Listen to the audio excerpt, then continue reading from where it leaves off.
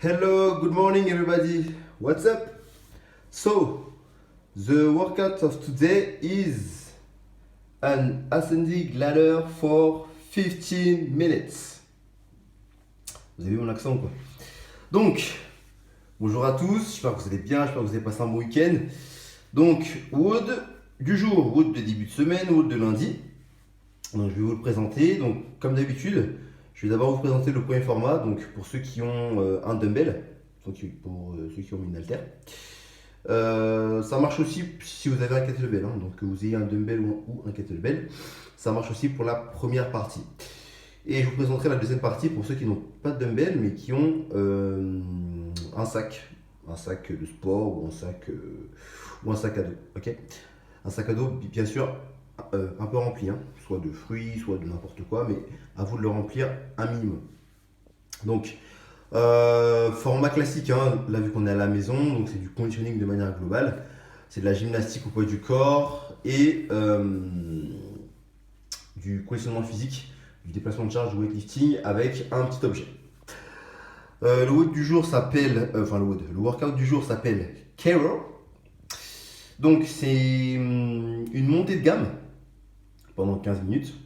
Donc en gros c'est un MRAP, hein, c'est un MRAP de 15 minutes. Vous n'allez pas monter en charge, vous allez monter en nombre de répétitions. Donc vous allez augmenter le volume de travail au fur et à mesure. Pour ceux qui ont des strict pull-ups, donc on va commencer par 3 mouvements. Donc la première partie c'est 3 mouvements et la deuxième aussi. Donc première partie, on commence par des strict pull-ups. On fait 2 strict pull-ups. Ensuite on fait 2 single arm dumbbell squat clean. Et ensuite on fait 2 dumbbell facing burpees. Et après, on garde les mêmes mouvements, mais on augmente le nombre de répétitions en ajoutant 2 répétitions. Donc 4 strict pull-up, 4 single arm dumbbell squat clean, 4 dumbbell facing burpees. Ensuite, ça passe à 6 strict pull-up, 6 single arm dumbbell squat clean, etc. Jusqu'à la fin des 15 minutes. Donc vous devez monter 2, 4, 6, 8, 10, 12, etc. jusqu'à la fin des 15 minutes. Okay, bien sûr, quand vous allez commencer à accumuler du volume au niveau des répétitions, il y aura de la fatigue qui va s'accumuler, vous allez beaucoup congestionner, donc il est normal de couper les séries. Donc coupez vos séries intelligemment, ne faites pas une rep puis coupez, mais coupez intelligemment. Si par exemple vous arrivez à la série de, je sais pas, de 8, ou bien 6 tractions, n'hésitez pas, soit je coupe en 2, je fais 4-4, soit je coupe en plus de fois, je fais 4-3-1, ou bien je fais 2-2-2-2, ok? Mais n'hésitez pas à couper vos séries car vous allez vite congestionner. Surtout si vous partez sur le format classique qui est strict pull-up enchaîné avec des single arm dumbbell squat clean. Sur les burpees, vous devez avoir un rythme régulier et constant. Surtout ne pensez pas à bombarder vite sur les burpees, hein. Quand vous commencez, oui, vous pouvez aller quand même passablement vite si vous avez 2, 4, 6 répétitions. Mais quand vous commencez à arriver à des séries de 8, 10 répétitions, 12 répétitions, 14 répétitions, pas la peine d'aller super vite à fond la caisse sur les burpees. Pensez à bien respirer sur chacun de vos burpees, à bien souffler en bas et à monter pied à pied. De toute façon, je vous montrerai par la suite. Car si vous allez trop fort sur les burpees, après vous avez quand même des pull-ups en strict. Donc vous risquez vite de congestionner au niveau des triceps et des épaules. Donc pensez vraiment à respirer correctement et à avoir un rythme constant et régulier sur les burpees. Ça ne sert à rien d'aller trop vite, mais n'allez pas non plus de manière super lente. Gardez un rythme moyen et régulier dessus que vous pouvez tenir tout le long. C'est vraiment super important. Donc ça c'était la première partie. Donc si vous n'avez pas des strict pull-up, je vous montrerai le mouvement tout à l'heure. Donc pour ceux qui n'ont pas les pull-ups, ou bien pour ceux qui n'ont tout simplement pas de barre fixe accrochée chez eux, ce qui je pense correspond à la majorité des gens, vous pouvez remplacer les strict pull-up par du table row. En gros c'est du tirage mais sur votre table.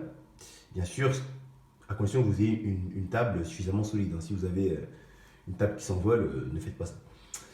Si vous n'avez pas envie de faire du table row, vous pouvez aussi remplacer les pull-ups par du odd object to shoulder, qui est dans la deuxième partie que je vous montrerai par la suite. Okay, donc si vous n'avez pas la possibilité de faire de 5 pull-ups, faisiez soit du tirage sur votre table ou soit du odd object to shoulder.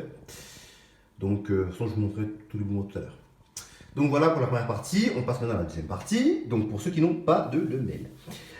Donc vous allez prendre un sac à dos ou un sac de sport, un minimum rempli. Donc faut qu'il y ait quand même un minimum de charge. Donc vous allez partir sur le même format. Ascending ladder for 50 minutes. Donc je monte de répétition de 2 en 2 jusqu'à la fin des 15 minutes. Le premier mouvement, ça va être odd object to shoulder, que je vous montrerai après. Donc le but c'est de prendre le sac et de le ramener sur son épaule. Deuxième mouvement, ça va être odd object goblet squat. Donc ça va être un squat avec le sac.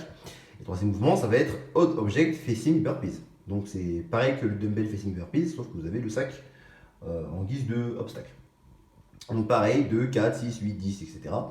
Bien sûr, je pense que si vous avez un sac, je pense que globalement l'intensité au niveau de l'effort est moins compliqué sur la deuxième partie que sur la première.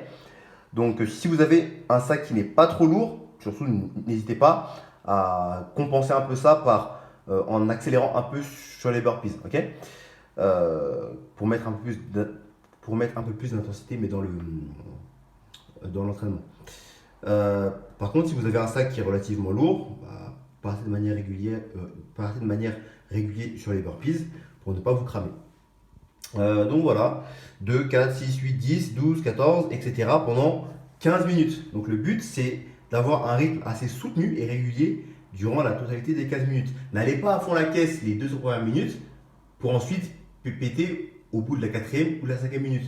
Parce que là, il vous restera environ 10 minutes de travail. Et si pendant 10 minutes vous avez constamment les mains au niveau des cuisses en train de cracher vos poumons, là vous perdez totalement l'intérêt du workout. Donc pensez à vous gérer, soyez régulier, respirez sur les burpees, n'hésitez pas à couper vos séries, n'allez pas jusqu'à l'échec musculaire sur vos pull-ups, n'allez pas à l'échec musculaire sur vos tirages table. Voilà, coupez vos séries, n'hésitez pas à bien respirer sur chaque répétition. C'est important. Ok, je pense avoir tout dit à peu près. Donc maintenant je vais vous montrer les mouvements de l'échauffement et les mouvements du workout. Attendez. Bon. Le plus chiant, le plus dur, c'est surtout de placer la caméra.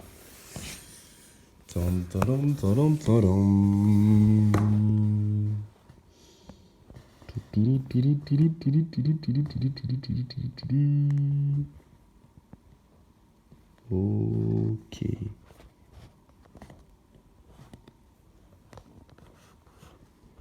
Ok, là je pense que tout le monde me voit. Je pense que tout le monde verra bien la chose. Voilà. La chaise qui est là-bas. Truc rouge. Oh là là, compliqué ça. Bon, l'échauffement. On va travailler sur différents mouvements. Ok. Chaque mouvement prendra 30 secondes à chaque fois. Ok. Donc, au bout de 30 secondes, vous changerez de mouvement. Le premier mouvement, ça va être push-up, plank, hold. C'est un nom compliqué, mais c'est simple. Donc, main sous les épaules, et là, je bloque en planche. Je pense à bien rentrer le ventre, à garder les fessiers bien alignés avec les épaules, jambes tendues, et je respire. Si j'ai du mal, je me mets sur les genoux. Évitez de trop monter les fesses comme ça. Restez vraiment droit, mobilisez, poussez bien dans le sol, serrez le dos, serrez les fesses, serrez les cuisses et serrez le ventre. Et là, je respire. 30 secondes. Ensuite, deuxième mouvement, ça va être Active Spider-Man. Vous connaissez? Donc, les mains sous les épaules. Ici, je ramène le pied gauche vers la main gauche. Je tourne sur la jambe avant, je lève la main, je suis la main du regard et je descends. Je ramène le pied droit, main droite, je tourne vers ma jambe avant, je lève la main et je pose. Ouvrez bien votre cage thoracique à chaque fois. Pareil, 30 secondes. Ensuite, alternate shoulder tape. Gainage dynamique, j'ai entendu, main sous les épaules, et là je touche mes épaules, sans trop bouger le bassin. J'active bien mes triceps, mes épaules, mon haut du corps, mon centre du corps. Clac. Prochain mouvement, Ensuite, active twist cross. Donc, les bras en croix. Je pose ma tête. Je tourne ma tête à gauche. Et là, voilà. J'amène le pied gauche au sol. Le pied à plat si possible. Je tourne ma tête à droite. Je garde les épaules plaquées au sol, les mains au sol. Et j'amène mon pied droit au sol. Le but, c'est de mobiliser la colonne vertébrale. Ok, gardez bien les paumes de main au sol. Elles ne doivent pas se lever. Pas la peine d'aller vite. Voilà, je mobilise bien mon dos, je décompresse un peu tout. Ensuite, inchworm to push-up. On connaît le inchworm, on fait une pompe. Ok, et on avance. 1, 2, les pieds serrés. Une pompe, soit jambes tendues, soit sur les genoux. À vous de choisir. 1, 2, 30 secondes. Et j'avance. Ensuite, on passe en hollow hold. Le hollow sur le dos pour bien activer les abdominaux. On serre l'avant des cuisses, on pointe les orteils, main derrière les oreilles, plus large que les épaules, le regard vers le plafond. Et je bloque. J'inspire. Pense à bien plaquer le bas du dos, à bien rentrer le nombril. Si j'ai du mal, pied au-dessus des hanches. Ou bien les mains derrière les oreilles, ça marche aussi. Pareil, 30 secondes. Ensuite, prochain, push-up plank hold, mais en bas. Donc, ici, et là je bloque en pompe sans poser la poitrine. Les coudes serrés. Si j'ai du mal, je me mets sur les genoux et je bloque en bas. Ok, donc là je chauffe bien mes bras, mes épaules, tout le haut du corps. Et le dernier, c'est push-up to down dog. Donc, pompe, chien tête en bas. On rentre la tête, on ouvre les épaules. Pareil, ça marche aussi sur les genoux. Clac. Et je rentre la tête. Bien, fin d'échauffement, donc 30 secondes pour chacun des mouvements. Maintenant, je vais vous montrer les mouvements du workout. Donc, les stick pull-up, je pense que vous les connaissez. Pour ceux qui savent les faire, donc les mains un peu plus larges que les épaules. Surtout, c'est en strict, hein, donc j'évite de balancer le bassin vers l'avant. Je dois vraiment rester le plus droit et le plus mobile possible, enfin le plus immobile possible au niveau du reste du corps. Il n'y a que les bras qui bougent. Donc les mains un peu plus larges que les épaules, le regard légèrement en haut. Je serre les fesses, je serre les pieds, je serre les cuisses, je serre les jambes. Et là, je tire, hop, je passe la tête au-dessus du menton et je reviens bras complètement tendus. Hein, tout en restant le plus droit possible. Je mets de la vitesse à la montée, hop, et je contrôle la descente. La vitesse et je contrôle. Pensez à bien tirer les omoplates vers le bas et à bien tirer les coudes. Donc, ça c'est pour ceux qui ont les strict pull-up. Pour ceux qui n'ont pas les pull-up, on peut faire du table row. Donc, du table row. Tirage à la table. Bien sûr, sur votre table, je rappelle, elle est solide. Hein, si elle n'est pas solide, ne faites pas ce truc. Donc, les mains, pareil, largeur un peu plus large que les épaules. J'agrippe bien ma table. Ici, je serre les fesses, je regarde vers le ciel.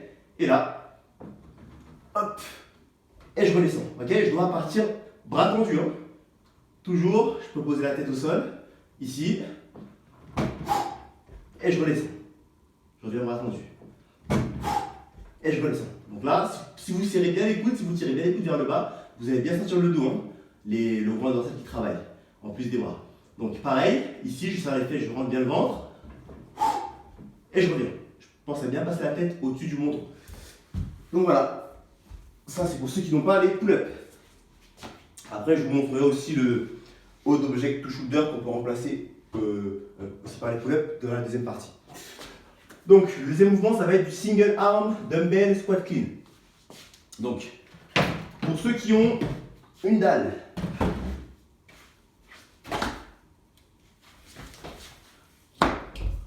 partez du sol. Donc, ici, bras tendus, les pieds plus larges que le bassin, les fesses vers l'arrière, la poitrine bien haute. Là, je pousse dans les jambes, je fais un soulevé de terre et je tire à la fin en bras. Ici, là, et je remonte. Je peux alterner, pousse dans les jambes, hop, ramène, et je descends. Donc pareil, ça travaille les cuisses, des fessiers et des abdos. Je pense à bien pousser dans les jambes et à passer en dessous, en squat complet et à remonter.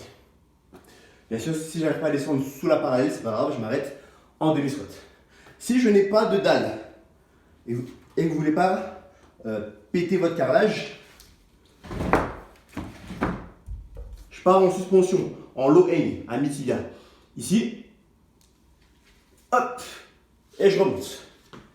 Pareil, hop, et je remonte. J'alterne comme je veux au niveau des bras. Soit j'alterne 1 à 1, soit 2 à 2, soit 3 à 3, comme vous voulez. Et dernier mouvement, ça va être burpees, ça va être dumbbell, burpees, facing.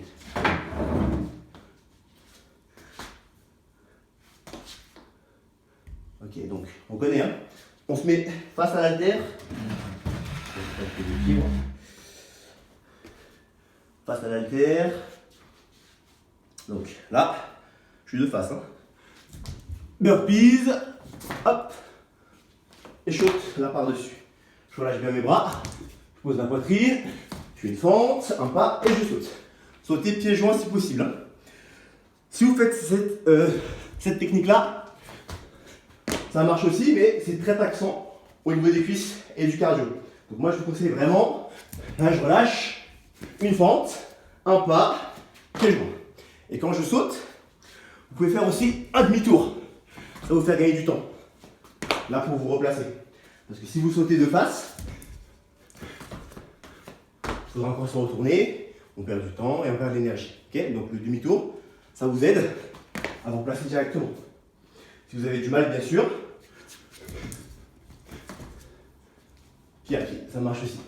Okay, je peux aussi faire des down-up, donc c'est-à-dire bras tendus et je passe. Ça marche aussi. À vous de choisir l'option. Donc ça c'était pour la première partie avec dumbbell. Maintenant la partie avec sac. Hold object. Donc le premier mouvement c'est un hold object to shoulder. Je rappelle ce mouvement là, on peut le mettre dans la première partie avec les dumbbells si on n'a pas des pull-ups. Vous pouvez faire ce mouvement là aussi parce qu'il travaille aussi le dos de manière globale. Donc je pars d'en bas, sac en bas. Ici, les genoux ouverts, le regard vers l'avant. Et j'amène le poids ici, là sur l'épaule. Et je redescends. Hop, j'alterne à chaque fois. Et je redescends. Je pousse dans les jambes, soulevé terre. Hop, tirage. Et je redescends. Hop, je dois finir en extension complète. Hein. Jambes tendues, hanches tendues. Ici, hop, je ramène. Ici, hop, je ramène. Ok, je mets beaucoup de vitesse dans les hanches et dans les jambes. Ensuite, deuxième mouvement, ça va être goblet squat, hold object. Donc là, j'amène le sac ici, squat et je pousse. Squat et je pousse. J'inspire en bas, j'expire en haut. La charge vers l'avant. Je pense à rester droit, à engager le bassin et à ne pas arrondir le dos. En bas et on monte. Et dernier mouvement, ça va être hold object burpees. Donc ça va être la même chose. Hein. Je mets mon objet ici. Bam, je fais mes burpees. Boum. Boum. Ok, bien sûr en choisissant l'option qui me convient. Donc voilà, je pense que j'ai tout dit. À vous de jouer, bonne chance à tous. Faites un bon workout.